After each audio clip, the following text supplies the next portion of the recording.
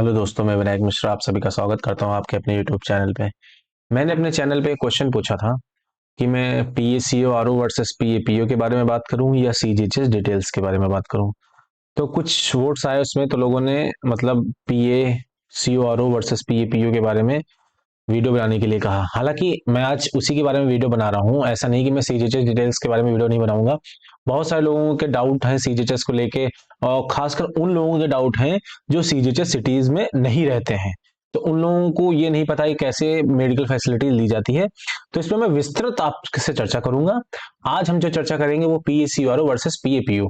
ठीक है, देखिए आप लोगों ने सीजीएल 2024 का एग्जाम दिया होगा और उसमें आपको पीएसीओआरओ और पीएपीओ दो कैडर बचे हैं। पहले पीएसबीसी हुआ करता था, वो कैंसिल हो गया। अब अच्छा, ये तो बात सत्य है, जिनकी रैंक अच्छी होगी उन्हें पीएसीओआरओ मिलेगा और उससे रिमेनिंग जो बचेंगे उन्हें पीएपीओ मिलेगा। ठीक है, पीएसीओआरओ पीएपीओ में क्या अच्छी बात है, क्या खराब बात है, सारी चीजों को डिस्कशन करेंगे। देखो सबकी प्रायोरिटीज अलग अलग हो सकती हैं, किसी की कुछ प्रायोरिटी है, किसी की कुछ प्रायोरिटीज है। उस हिसाब से वो अपना कैडर चूज कर सकते हैं। और ये भी फैसिलिटीज उन्हीं लोगों के पास है जिनकी रैंक अच्छी है, उन्हीं के पास है ऑप्शन की वो ये लें या ये लें। बाकी रिमेनिंग को तो पीएपीओ मिलेगा। अब हम आपको कंपेयर करके बताएंगे कि कौन सा बेटर ऑप्शन है। देखो, सबसे पहले अगर हम बात करते हैं पीएसीओआरओ की, पीएसीओआरओ नाम से ही है कि PA means postal assistant, CO means circle office, RO means regional office. Post office का स्ट्रक्चर ऐसा है कि हर स्टेट में एक सर्किल ऑफिस होता है। जैसे यूपी मान लें, यूपी में एक सर्किल ऑफिस है।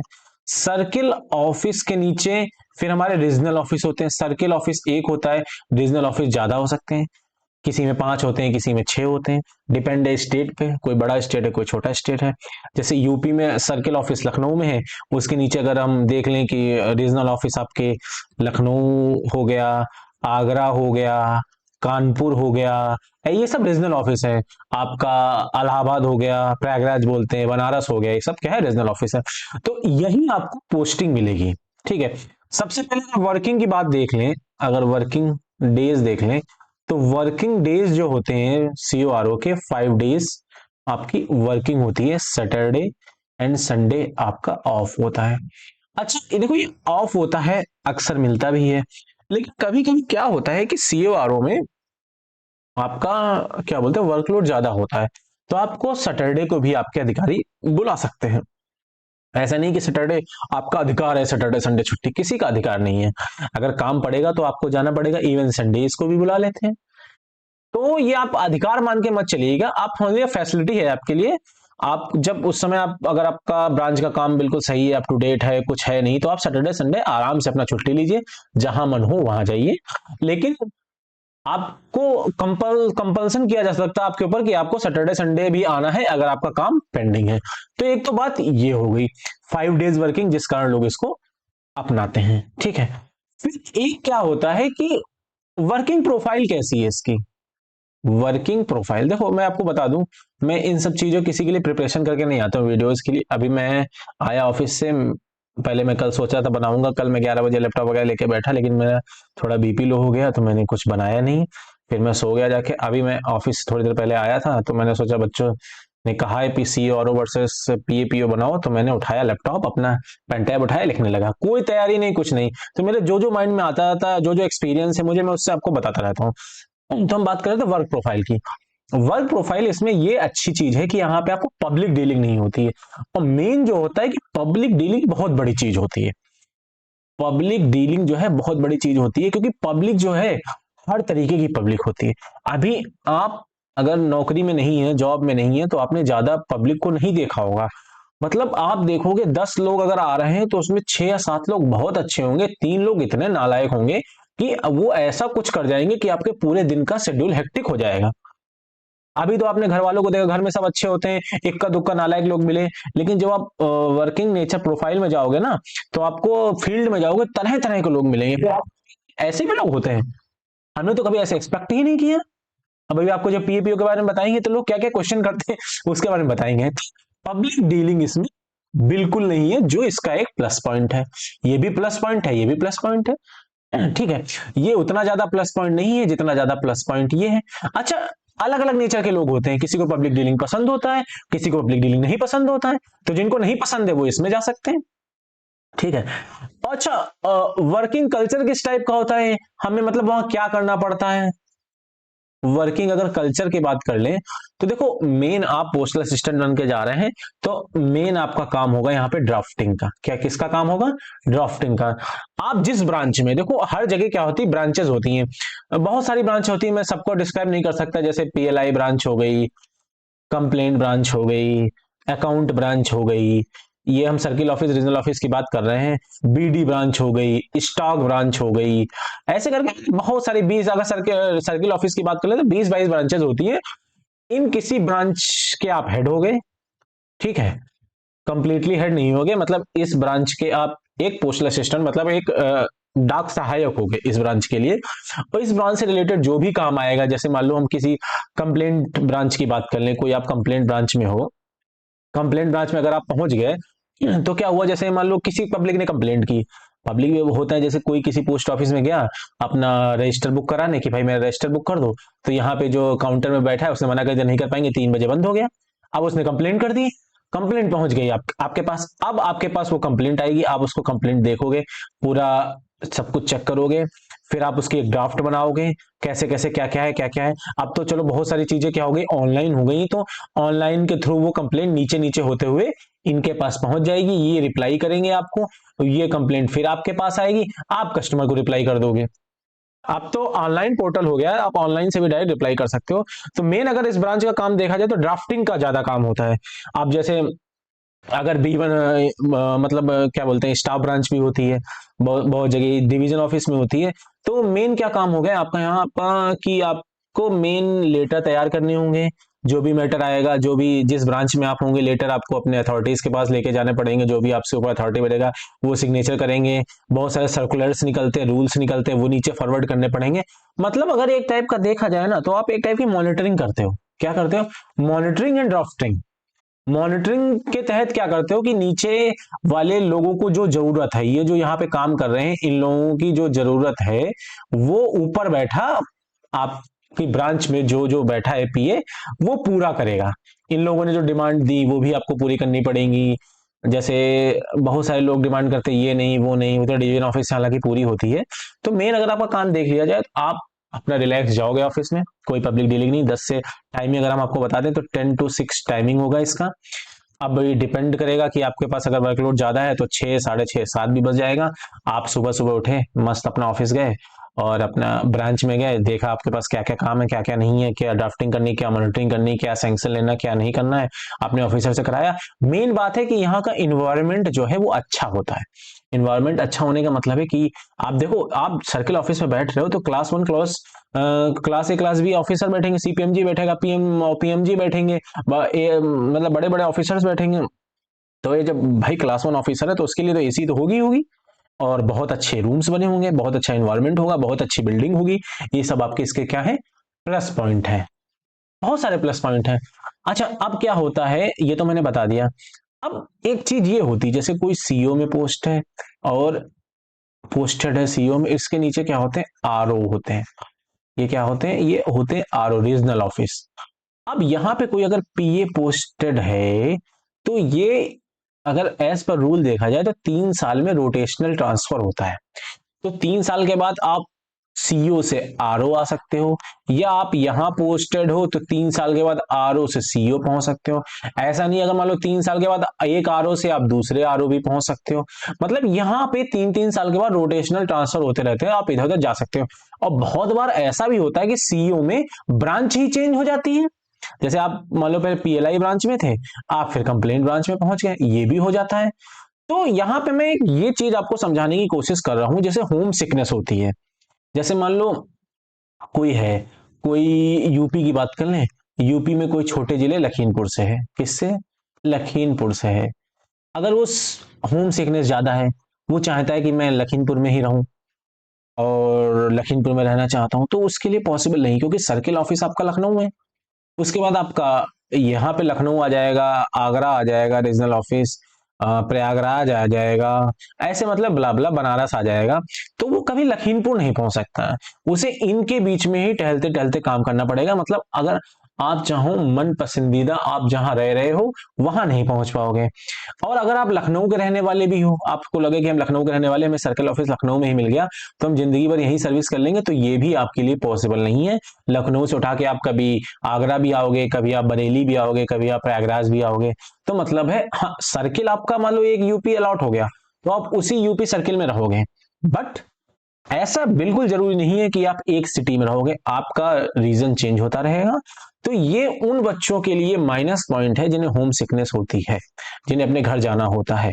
तो रूल 38 से आप अप्लाई भी कर दोगे, मान लो कहीं गए तो। अच्छा, रूल 38 की मैं अभी आपको क्लियर कर देता हूं। तो मैंने बता दिया कि ये एक माइनस पॉइंट है होम सिकनेस वाले लोगों के लिए। एक माइनस पॉइंट और है इसका कि रूल 38 में इसमें ट्रांसफर बहुत लेट होता है, क्योंकि सर्किल ऑफिस में इतनी वैकेंसी जनरेट ही नहीं होती। मान लो आप सर्किल ऑफिस, आप मान ली कहीं किसी कर्नाटका के स्टेट के सर्किल ऑफिस में, आप यूपी के सर्किल ऑफिस में आना चाह रहे हो, तो ये टाइम टेकिंग प्रोसेस है। रूल 38 से आते हैं, मैंने इसकी चर्चा कर रखी है। क्योंकि इतनी वैकेंसी जनरेट नहीं होती, तो हो सकता है भले आपकी एक वेटिंग लगी हो, एक वेटिंग पे हो आप, फिर भी आपको सालों लग जाए। जैसे मेरे एक जानने वाले हैं, वो इधर ये साउथ में पोस्टेड, उनकी एक वेटिंग चल रही है और सालों हो गए उनकी वेटिंग क्लियर नहीं हो रही, क्योंकि वैकेंसी जनरेट नहीं होती। तो ट्रांसफर भी इसमें क्या होता है, डिले हो जाता है। ठीक है, ये सब बातें थी सीओआरओ के बारे में। देखो मैंने आपको कुछ कुछ चीजें बता दी इसके बारे में। वर्किंग डेज 5 डेज होता है, ये सैटरडे संडे ऑफ होता है, कंपल्सन नहीं है कि मतलब बुलाया भी जा सकता है आपको। वर्किंग प्रोफाइल पब्लिक डीलिंग नहीं होती, ड्राफ्टिंग और मॉनिटरिंग का काम होता है। फिर मैंने आपको बता दिया यहाँ पे कि होम सिकनेस वाले लोगों के लिए ये दिक्कत है, क्योंकि अगर लखनऊ में भी हो तो आपको कहीं भी भेजा जा सकता है।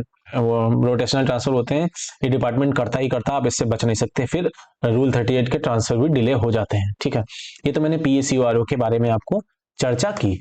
अब अगर हम बात कर लें कि पीएपीओ के बारे में, देखो अगर आपके कोई क्वेश्चन पीएसीओआरओ के रिकॉर्डिंग रह गए हो तो आप हमसे पूछ सकते हैं, मैं बता दूंगा। मैंने आपको अभी बताया कि मैं बिल्कुल भी तैयारी के साथ नहीं आता हूँ, मैं बैठ जाता हूँ, जो मेरे मन में आता जाता है मैं बताता रहता हूँ। अब पीएपीओ की जो पोस्टिंग होती है वो दो जगह होती है, या तो डिवीजन ऑफिस में होती है, इसमें होती है डिवीजन ऑफिस में होगी, या किसी पोस्ट ऑफिस में एचओ हो सकता है या एसओ हो सकता है।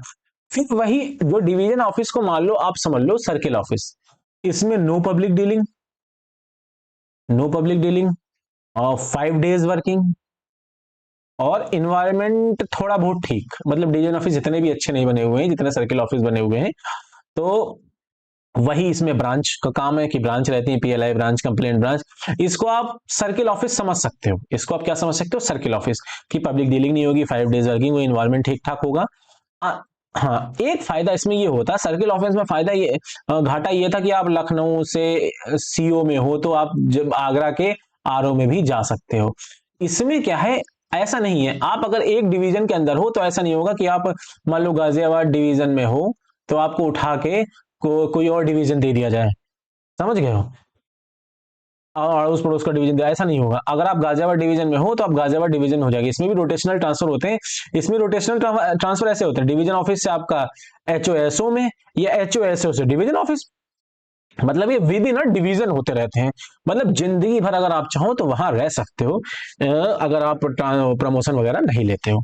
तो डिवीजन ऑफिस में पब्लिक डीलिंग नहीं, 5 डेज वर्किंग हो जाएगा, इन्वायरमेंट है। इसमें प्लस पॉइंट ये भी है कि आप होम सिकनेस वाले लोगों के लिए भी अच्छा है कि यहाँ परमानेंट रह सकते हो, और रूल 38 के ट्रांसफर भी इसमें जल्दी होते हैं। ये डिवीजन ऑफिस के बारे में। अब मेन बात करते हैं आपसे एचओ और एसओ की। देखो एचओ और एसओ के बारे में हमने पिछली वीडियो बनाई थी, थोड़ी बहुत चर्चा की थी। एचओ मीन्स होता है हेड ऑफिस, और एसओ मीन्स होता है सब office. Head office main office होता है, आपके एक डिवीजन में एक मेन हेड ऑफिस होता है, उससे नीचे छोटे छोटे सब ऑफिस होते हैं। सब ऑफिस के भी टाइप होते हैं, जैसे एक सब ऑफिस में सिंगल हैंड होता है। सिंगल हैंड मतलब वहां पे एक ही बंदा काम करेगा। 1+1 होता है। 1+1 का मतलब होता है एक एसपीएम सब पोस्ट मास्टर और एक पीए। 1+2 होता है एक एसपीएम दो पीए, 1+3, ऐसे ऐसे बढ़ते चले जाते हैं। इनमें भी टाइप होते हैं, LSG1, LSG2, HSG1, HSG2। ये सब आपका धीरे धीरे प्रमोशन से बढ़ते जाते हैं। ठीक है, पहले आप पीए पीए है, पीए से फिर आप एलएसजी बनोगे, एलएसजी पीए बनोगे, एलएसजी, फिर एलएसजी एसपीएम बनोगे, फिर आप एचएसजी में जाओगे, फिर एचएसजी 2 में जाओगे, ऐसे बढ़ते जाओगे और ये चेन ऐसी चलती रहती है। अगर आप इसी तरीके से अपना प्रमोशन लेते रहे, हालांकि टाइम लग जाता है वैसे तो, एज पर रूल 5 साल एलएसजी बन जाते हैं, लेकिन 10-11 साल बाद लिस्ट जनरेट होती है। आप अगर एक सिटी में हो तो एक डिवीजन में, अगर बोलेंगे अगर एक डिवीजन में हो तो उसी डिवीजन में पूरी पूरी आपकी लाइफ कट जाएगी, आपको कहीं और जाना नहीं पड़ेगा। ठीक है, अब जब हम पीएपीओ के वर्क कल्चर इस सबके बारे में चर्चा कर लेते हैं। देखो सबसे पहले वर्किंग डेज की अगर हम बात करें, ये अब हम आपसे बात कर रहे हैं नॉर्मल हेड ऑफिस या सब ऑफिस के, डिवीजन ऑफिस को छोड़ दिया। 6 डेज आपकी क्या होती है, वर्किंग होती है, सिर्फ संडे ऑफ होता है और बहुत ही रेयरेस्ट केस में होगा कि आपको संडे ऑफिस बुलाया जाए, वरना ना के बराबर आपको संडे को बुलाया जाएगा। लेकिन ये 6 दिन आपको ऑफिस जाना ही जाना पड़ेगा। आपकी 9 to 5, कहीं कहीं 10 to 6 ऐसा रहता है। संडे आपका ऑफ रहता है। एक तो ये हो गया, वर्किंग डेज हो गया। मेन इसमें होती है पब्लिक डीलिंग। अब पब्लिक डीलिंग जब आप स्टार्टिंग में जाओगे तो थोड़ी आपको समस्या होगी। अच्छा, उन लोगों को ज्यादा समस्या होगी जिनका होम स्टेट नॉर्थ में है, उनकी पोस्टिंग साउथ में मिल गई। साउथ में इतना डिस्क्रिमिनेशन चल रहा है आजकल भाई, हिंदी भाषाओं को तो बिल्कुल बर्बाद कर रखा है। मैं तो डिपार्टमेंट से रिक्वेस्ट करता हूं कि भाई इसमें एक एलिजिबिलिटी ला देनी चाहिए कि जो जिस स्टेट का है उसको उसी स्टेट में दिया जाना चाहिए। अब नॉर्थ वाले को अगर आप साउथ भेज दोगे, कन्नड़ तमिल वो कहां से बोल पाएगा, बोल ही नहीं पाएगा, उसको बहुत ज्यादा प्रॉब्लम होगी पब्लिक डीलिंग करने को। लेकिन डिपार्टमेंट को ये बात समझ में नहीं आ रही। मेरा दोस्त एक दो थे, वो बेचारे साउथ में पोस्टिंग हुए थे, उनको काउंटर पे बैठा दिया गया स्टार्टिंग में, तो बहुत प्रॉब्लम हुई भाई। और चलो अगर सामने वाला अच्छी भावना रख रहा है, अच्छी भावना इन द सेंस वो समझ रहा है कि सामने काउंटर पे आने वाली पब्लिक समझ रही है कि सामने बैठा वाला बंदा हिंदी स्टेट से आया, तो उसका हम कोऑपरेशन करें, नहीं वो तो आपके ऊपर उल्टा इल्जाम लगा देंगे। भाई तमिल बोलो, कन्नड़ बोलो, नो हिंदी। देख रहे हो कितने वीडियोस आजकल वायरल हो रहे हैं, सब हिंदी चिपकाए जा रहे हैं।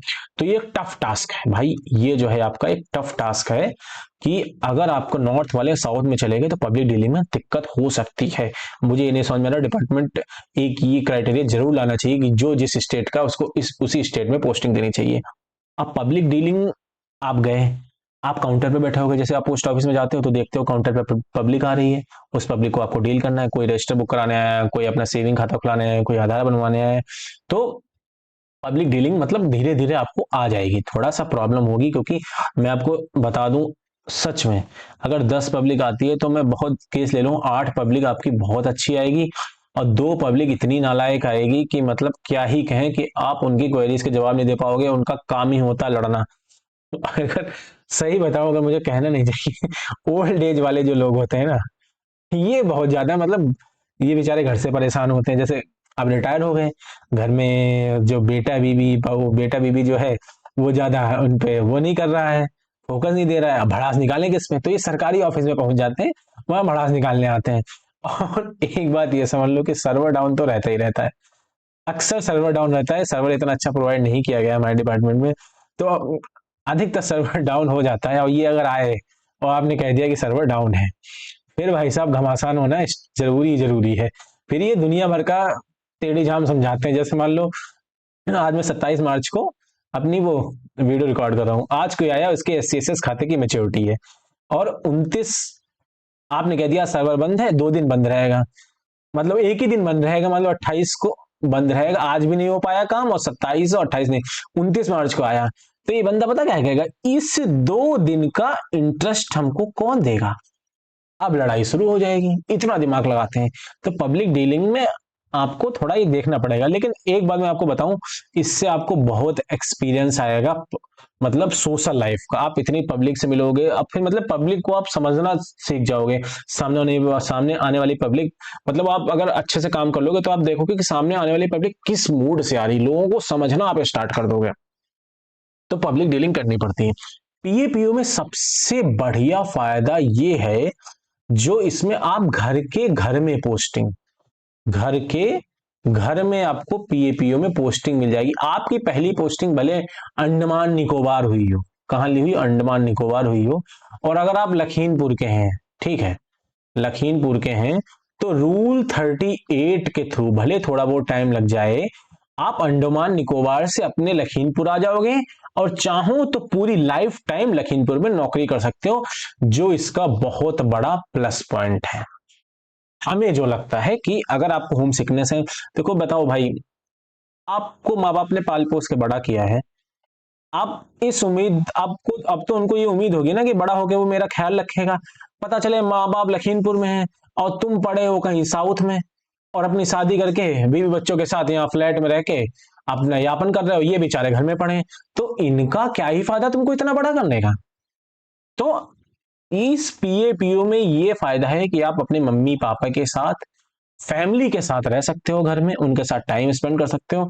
और मैं आप सबको सलाह दूंगा कि आप लोग भाई अपने पेरेंट्स का जरूर ख्याल रखें। अगर बहुत कंपल्सन है कि आपको साउथ में रहने पड़ रहा, तो भाई उनको लेके जाए, उनको कभी अकेला ना छोड़ें, क्योंकि उन्होंने आपको इस लायक बनाया कि आपको सेंट्रल गवर्नमेंट की नौकरी मिली है, तो आपका पूरा दायित्व है कि आप उनका ख्याल रखें। तो पीएपीओ में ये फायदा होता है। और एक रूल 38 है, भले इसमें टाइम लग जाएगा लेकिन आपका घर के घर में ट्रांसफर हो जाएगा। ठीक है। अब देखो मैं अगर कंपैरिजन की बात कर दूं कि कैसे कैसे, मैंने आपको सब बता दिया। तो इसमें 5 डेज वर्किंग होती है, इसमें क्या होता है 6 डेज वर्किंग होती है।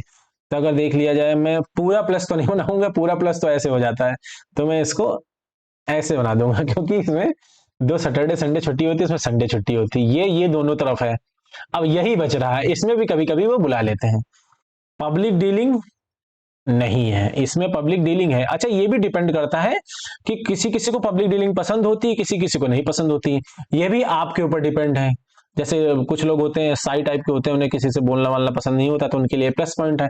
और कुछ होते हैं बातूनी टाइप के होते हैं, वो बोल सकते हैं। हाँ, इसमें क्या होता है, इन्वायरमेंट इसमें थोड़ा अच्छा होता है, मतलब ऑफिसर्स वगैरह इसके क्या होते हैं, अच्छे बने होते हैं। यहाँ के ऑफिसर्स आपको ज्यादा अच्छे देखने को नहीं मिलेंगे, किसी किसी ऑफिस की हालत बिल्कुल जर्जर भरी हुई है। इसमें क्या होता है, होम सिकनेस वाले लोगों के लिए बड़ा घाटा है, इसमें होम सिकनेस वाले लोगों के लिए फायदा ही फायदा है। इसमें रूल 38 के थ्रू जो ट्रांसफर होते हैं वो डिले होते हैं। इसमें रूल 38 के जो ट्रांसफर होते हैं डिले हो सकते हैं, लेकिन कभी ना कभी आपका हो ही जाएगा। इसमें तो मतलब इसके कंपैरिजन में इसमें डिले होते हैं, इसमें जल्दी हो जाते हैं। तो ये तो मतलब पूरा पीएसीओ और पीएपीओ के बारे में बता दिया। अगर आप ये भी चाहते हैं कि मैं पीएपीओ के ब्रांचेस में क्या क्या काम होते हैं वो उसके बारे में भी मैं आपको चर्चा दे दूंगा। अगर इसके अलावा भी आपको कोई डाउट रहेगा, वैसे मैंने अपनी तरफ से सारी चीजें आपको क्लियर कर दी। अब आप डिसाइड कर सकते हो कि हम पीएसीआरओ में जाएं कि पीएपीओ में जाएं।